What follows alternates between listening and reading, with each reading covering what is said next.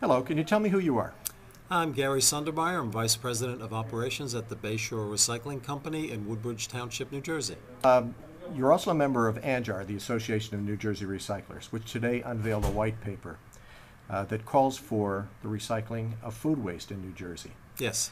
Why did ANJR see a need for this, and what type of legislation are we looking at here? Are they advocating? Recycling in New Jersey has been in place for 26 years, mandatory. We're the first state in the country to have mandatory recycling. And we set goals to reach a 50% recycling rate, and we've reached about a 40% rate. So the programs have been very, very successful, but we're not quite there. And really the next generation to make it to that 50% goal really is what's left in the garbage can, and it's largely food waste.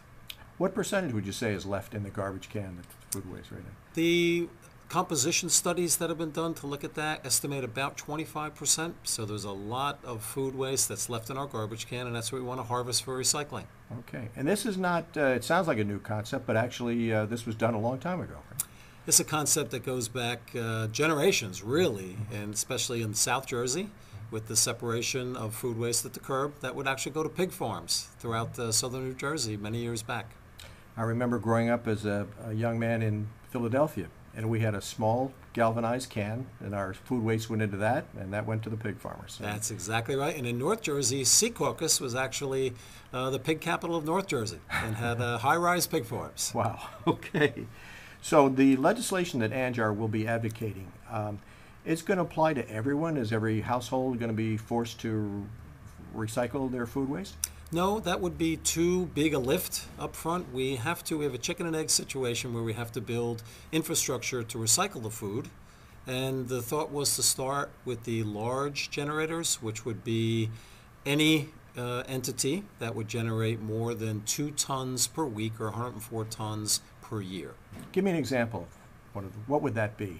It'd be large supermarkets, could be colleges and universities and the campuses, could be hospitals, could even be some very large diners, food processing facilities, and the like. How about schools? Would they be considered as a possibility? Possibly, probably not enough generation, but certainly at the university level, like Rutgers being the state university with 50, 60,000 students, would certainly be covered. And it's not yet really clear how many others, but probably Kane University, perhaps even Princeton, but probably not down to the high school level. Okay.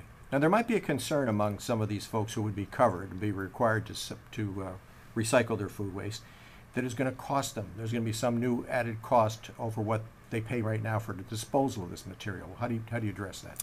ANJR's thought is to have a very well-crafted partial ban on disposal that would be contingent on facilities to take the food to being within at least 35 miles of the point of generation.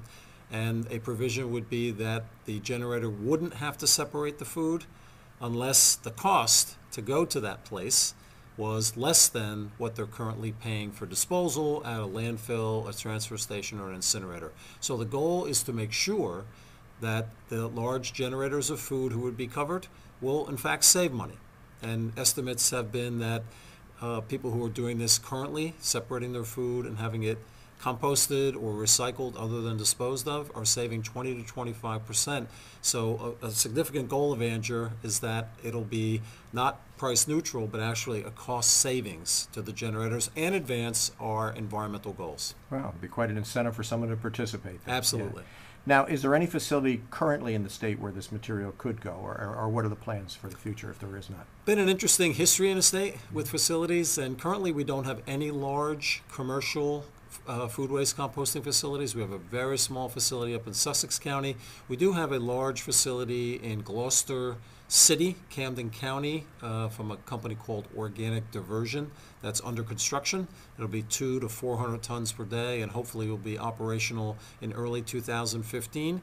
We also have an application pending before Department of Environmental Protection for a project at an existing solid waste transfer station owned by Waste Management Incorporated that would macerate, or like a big blender, and pulp food waste, and then either compost it or actually add it into a wastewater treatment plant digester to create gas and energy, and then to compost or beneficially use the sludge or biosolids that would be left at the end of the process. So a couple projects in the pipeline, clearly not enough, not even in the hemisphere of what would be needed to satisfy all the food waste generated in the state. So we have to walk before we can run, and that was the idea about having an initial threshold of 104 tons per year, or 2 tons a week, and then to hopefully build over time and expand the program. Great.